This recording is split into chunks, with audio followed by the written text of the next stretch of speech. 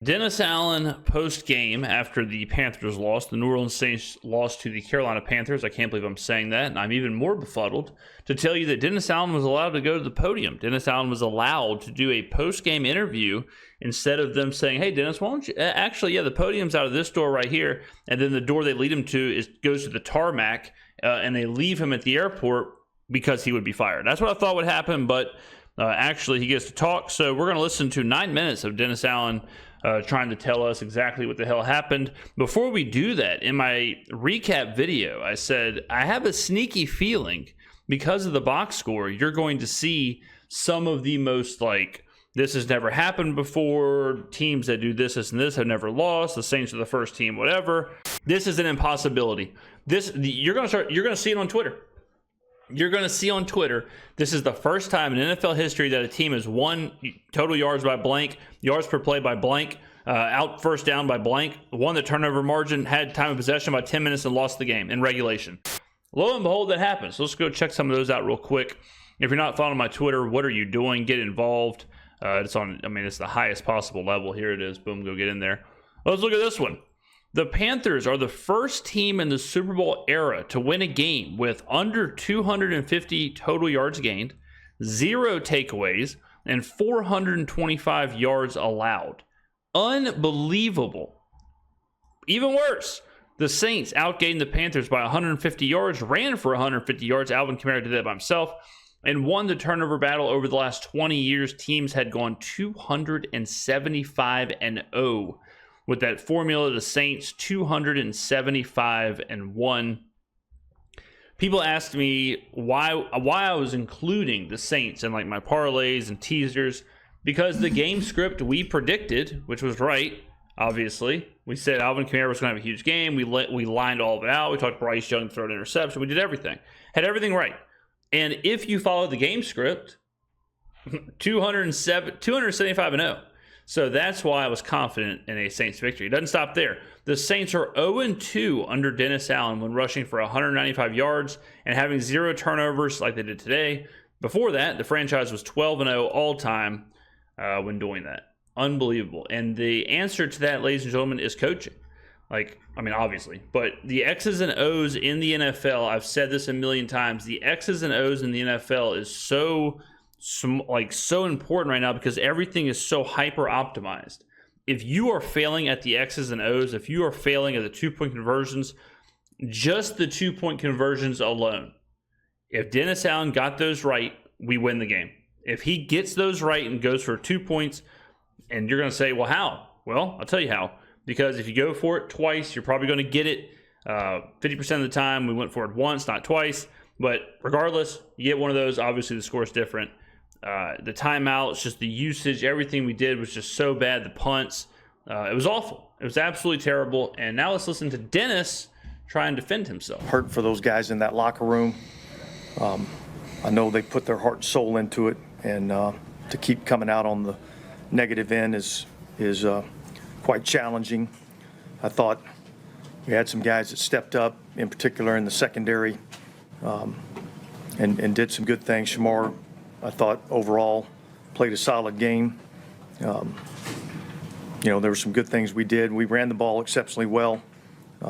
Well, Dennis, if you ran the ball exceptionally well, which you did, why are you so willing to punt on 4th and 1 on the 46-yard line, or whatever it was, with 5 minutes left in a game where you are winning by 5?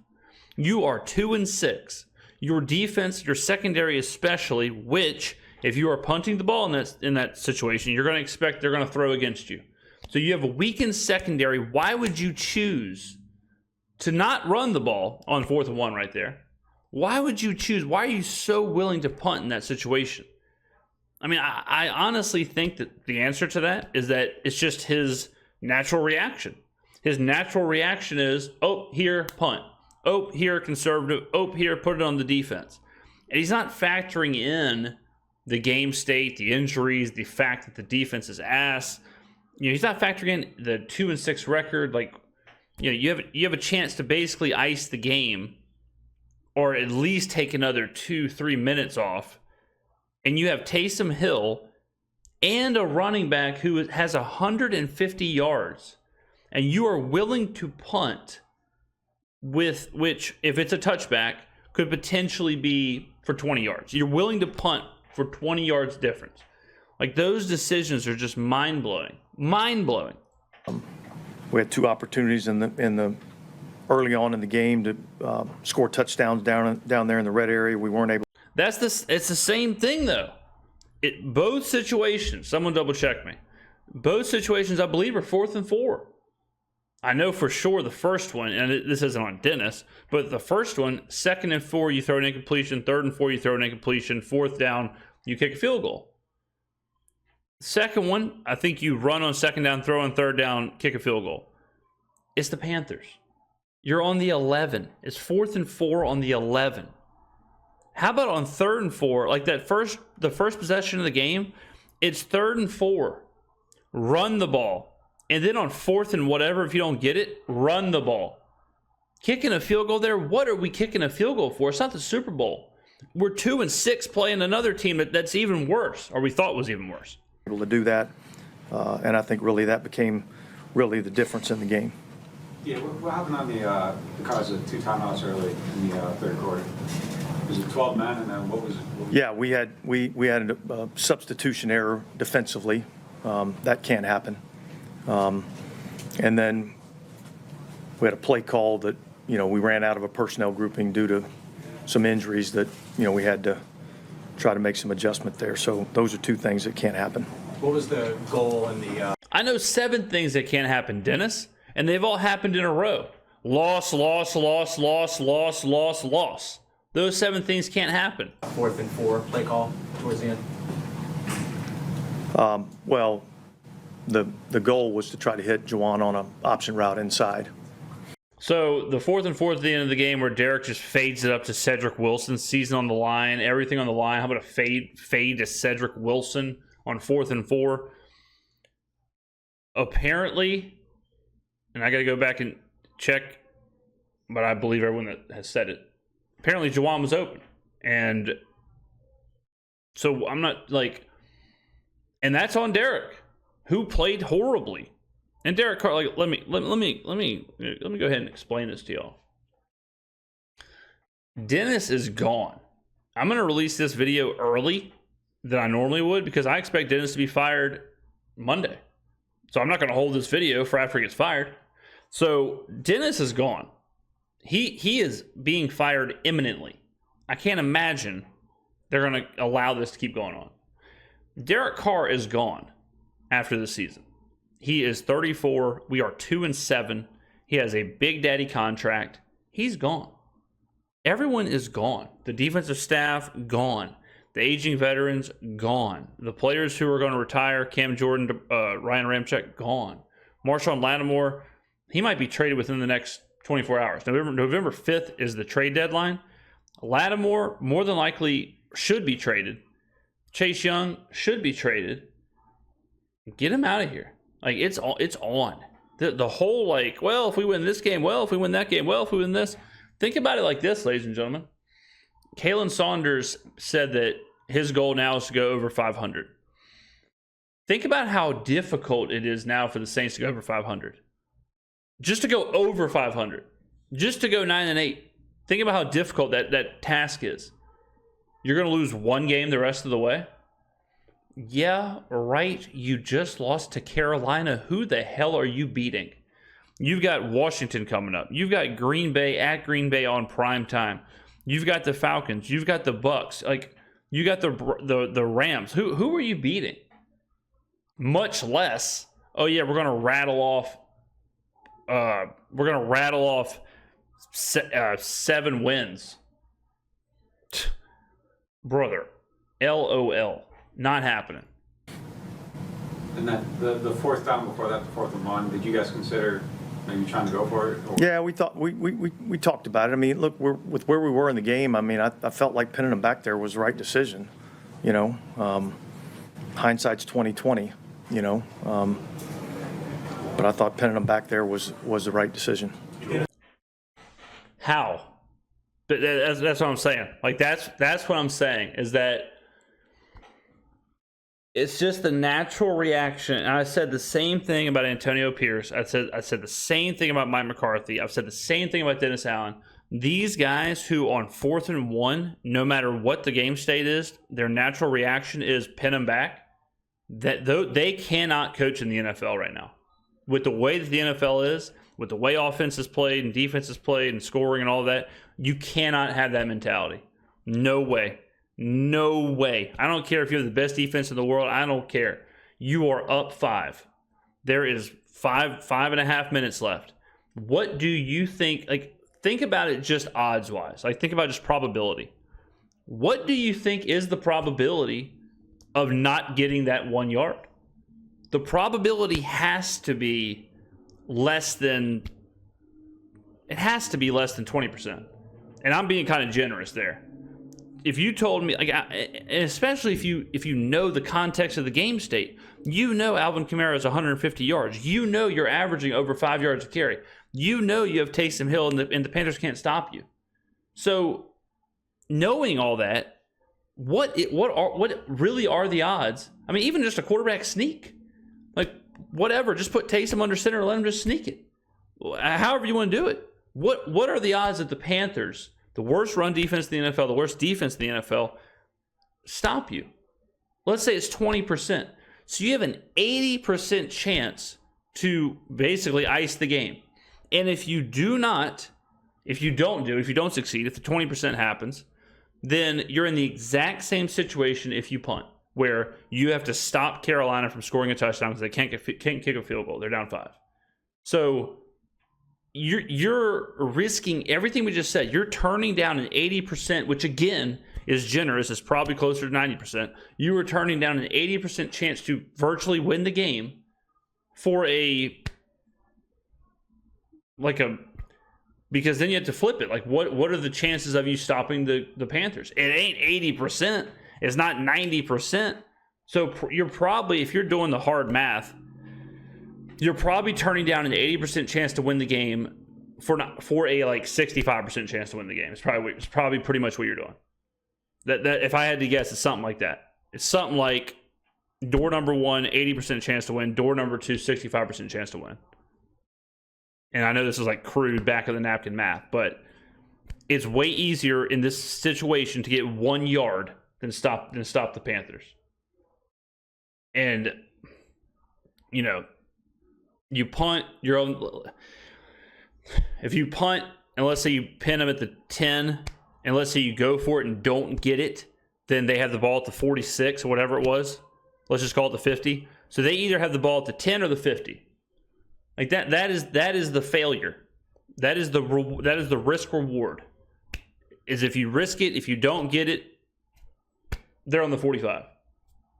Now you got to stop them. Same thing. It's just ridiculous. And it's ridiculous because I'm sitting on my couch making these decisions. I've been 14 Crown and sodas deep in the Superdome making these decisions. I know the people that I talk to that know ball, that aren't hired by the Saints, that aren't hired in the NFL, they're making these decisions similarly with more Crown in their system than blood. And Dennis Allen's making $8 million a year to not have a clue. It's on the last play, is the progression to go from Jawan to the deep ball, or Jawan someplace else to get the first down there? Yeah, I mean, I think you're looking inside Jawan, but if you got a matchup outside, I think the initial thought was let's get the ball to Jawan on an option route. Dennis, how do you come back from a game like this? You had your quarterback back, and obviously you were facing the head team. Yeah, well, yeah, I mean, it was hard. I mean, I just watching Derek, he looked a little rusty out there today. Obviously. Yeah, he looked horrible. He was terrible. And but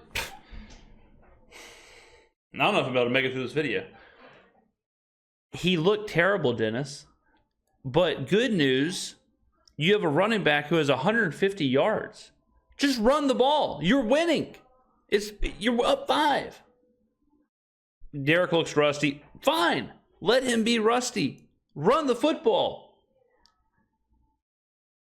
Like, why aren't we using Taysom?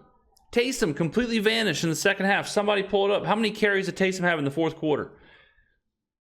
Dennis, like, if Derek is rusty, okay. Let's make something happen here. Let's run the football with Taysom. Give him 5, 6, 7 extra touches. Run with Kamara. Like, what's going on? Losing Chris early on in the game, I think, was hard on us. And I think sometimes trying to, get yourself emotionally back from things like that when you see a guy that, going down with, the second time in the season. I think it's kind of difficult to come back from that. But we had our opportunities. We didn't take advantage of them. Y'all, there's been a tweet that Olave will join you guys traveling back. Any update? I know he's back. Yeah, apparently, so you asked about Olave traveling back. Apparently, Olave finished watching the game at the stadium, which is obviously good news that, he went to the hospital, they checked him out, everything was good enough that he left the hospital and went back to the stadium. So, yeah, I would assume sometimes, I know depending on what concussion, sometimes they don't like to send the player up in the plane. I don't know how that works. I'm not a doctor. But it sounds like Chris Olave got very positive news considering how scary it looked on the field for sure. And I know that, everything checked out pretty good at the hospital. And he's back with the team, and that's really about all I can say right now. When you've lost 7 straight, what gives you hope that the team can turn things around without making major changes? Yeah. Turn things around. Unless the NFL decides tomorrow that they're going to add an additional 10 games to the schedule, turning around? There is no turning it around. We don't, people are talking about tanking. We're so far into the season. I mean, we're 2-7. So even if we just go 500 the rest of the way, we're still going to end up with a top 10 pick. We're 2-7. All right. There's only 17 games in the NFL.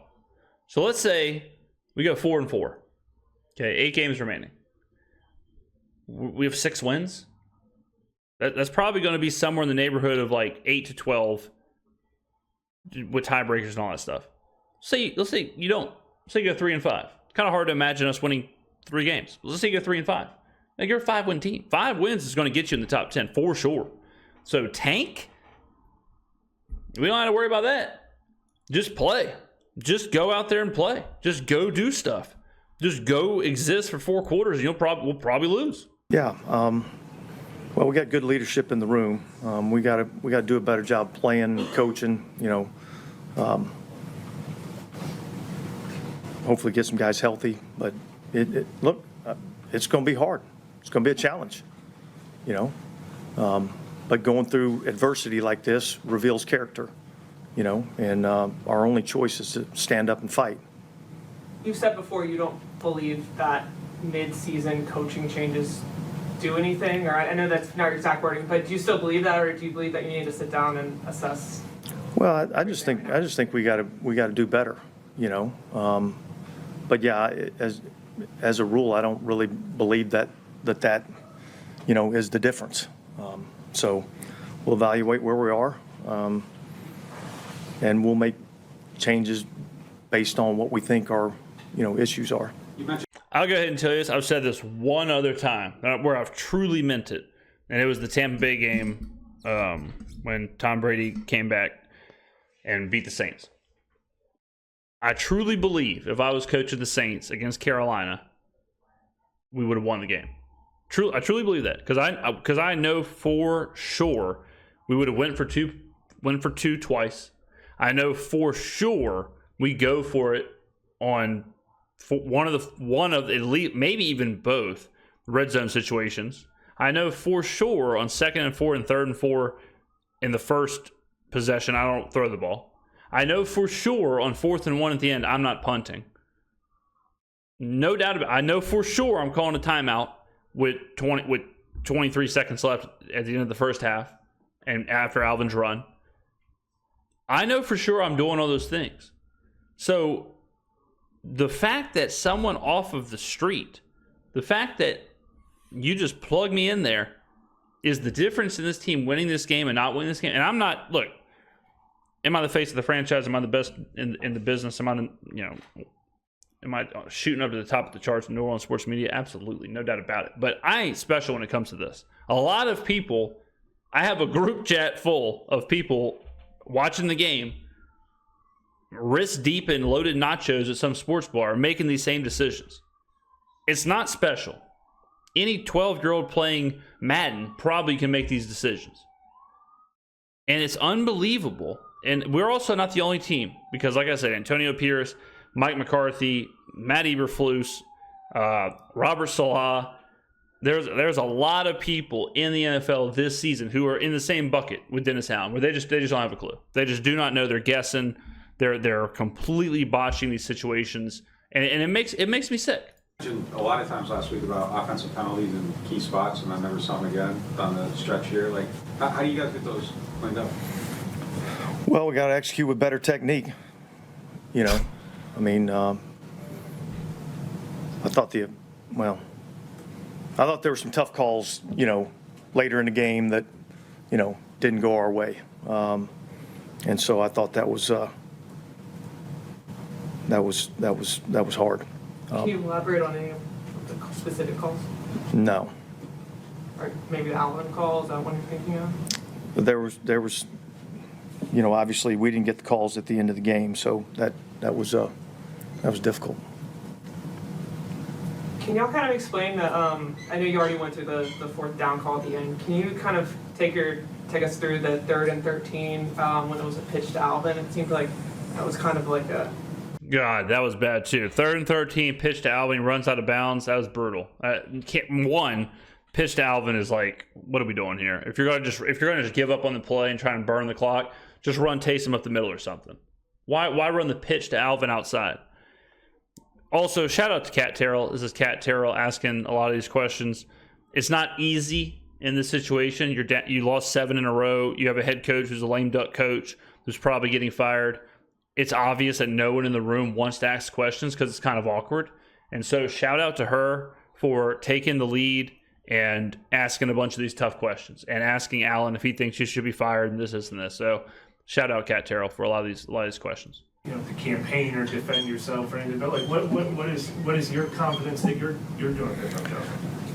Well, obviously when you're not winning, it's hard to say that you are, you know. I mean, that's hard to say. And look, I got to be better for our guys. And this is a good question from Mike. That's Mike Triplett. He's asking Dennis like why, you know, basically he's asking like why should you be the head coach? Why should you be the head coach of this team? And quite honestly, I don't have an answer. And I don't think Dennis has an answer. And at some point, when you're in that spot, like with Mickey or whoever, and when you're in that spot, like, you just kind of say, okay, like, I don't have a reason to keep this guy around. It's actually hurting the team. It is actually hurting the team right now. So we'll get rid of him. And it is what it is. And you never want to call for a guy's job or whatever, but at a certain point, like, this is the lowest. Like, I don't want to be a knee-jerk reaction guy, but this, you could argue, honestly, it's not even a knee-jerk reaction. Like, this is probably the worst loss in the history of the franchise. As far as, like, I don't mean worst loss like most painful or most like emotional or anything like that. I mean worst loss like statistically. 275-0. This situation has happened before without, like, that was the record.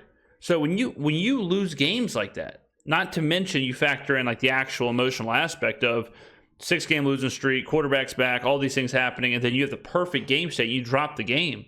Like, you got to go, man. And this just came through. So this just came through to me. So it said the Saints just lost to the Panthers. That's considered worse in the NFL. NOLA is at one of its lowest points in 25 years. Many of us have been told how upset owner Gail Benson is about the situation. Does she act and fire Dennis Allen now that 2024 is likely over? We, like, in a middling year, in a year where it's just like, it's 500, you're just having, you're hurt, you're injured, whatever, you finish, with 7 wins, something like that, 6 wins, like, it's not, the owner probably doesn't get involved. When it is at this level of a catastrophic failure and it reaches Gail Benson's desk at this point of like, hey, this is probably the worst loss in the history of the franchise. This is probably the lowest point in 25 years. Like we're at a like nuclear reaction level. Like we're there. We're where, it's not just like, lost another one, not our year. It's cataclysmic levels. When that happens, sometimes the owner does have to step in, and there's nothing they can do. And I think we're at that situation. I think we're at that level where there's really nothing else you can do but fire this guy. Just do something. You cannot roll him back out and let him coach another game. I'd be stunned if the players even allowed that. I mean, the players, if he shows up at practice on Tuesday and you're a player, get real.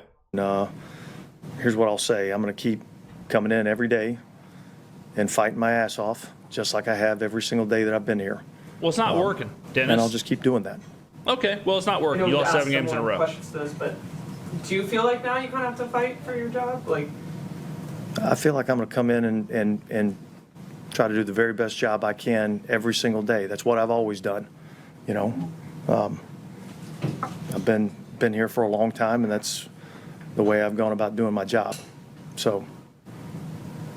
Have you heard from Mickey or anything already? Like, do you know? No, I came in here after visiting with the team. I came pretty much straight in here.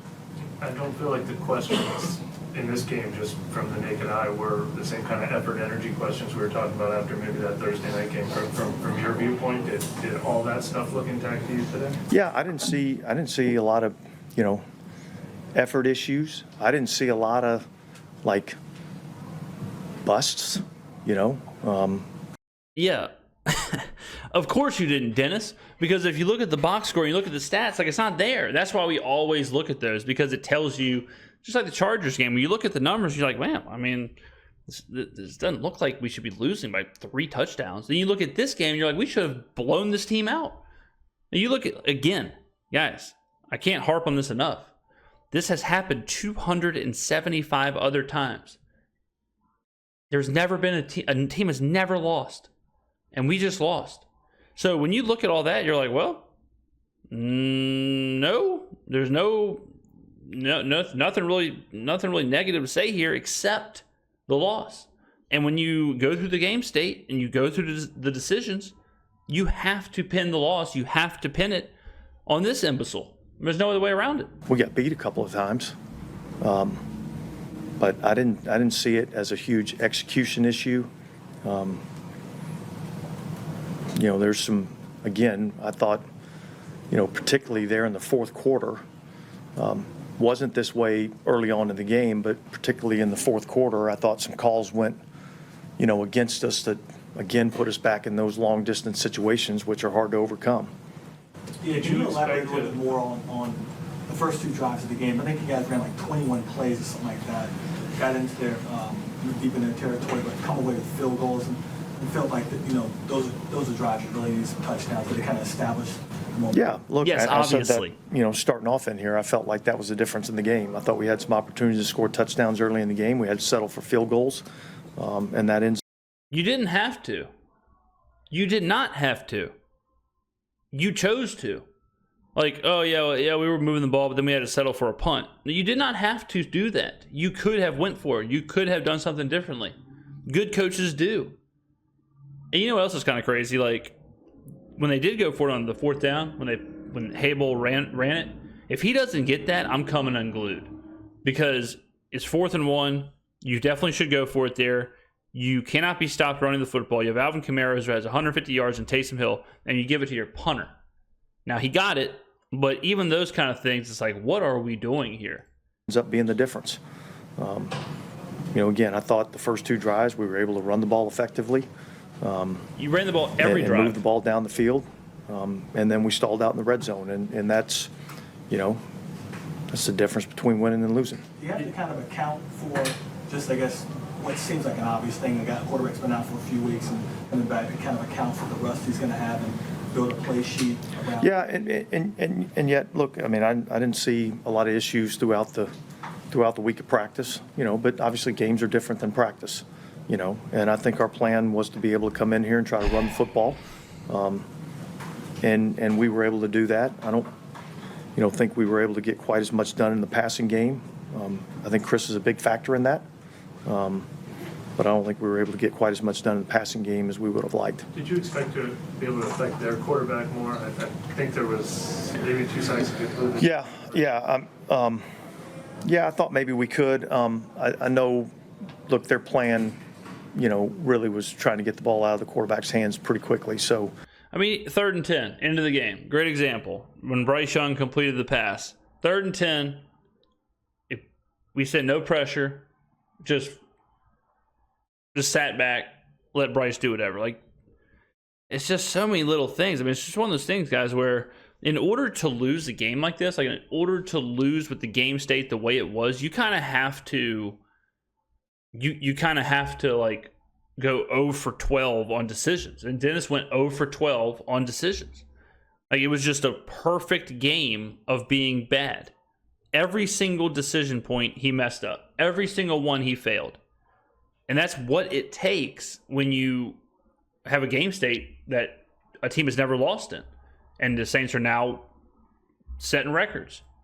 Some screenplays and things of that nature to, not allow, the rush to get there. So, but yeah, I would have liked to seen us, be able to affect him a little bit more. Knowing how this team played the first 2 weeks, can you wrap your head around 7 straight? Yeah, it's certainly frustrating. It felt like we let a couple opportunities slip through our hands early on. And I felt like the injuries have been a major factor in the last probably 5. But that's the nature of our league.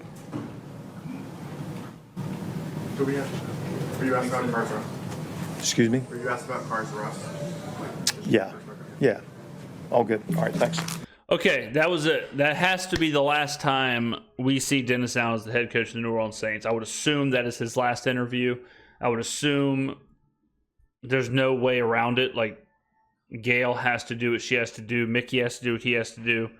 It's a situation now where, it was kind of crazy that he was even allowed to coach this game, but it's the Panthers. Derek Carr's back. Okay, cool. Save you another week. But at this point, hands are tied. So I would be absolutely stunned if Dennis Allen is the head coach of the New Orleans Saints come Monday evening, Monday afternoon. If I had to guess, they're waiting for Dennis to get back to New Orleans.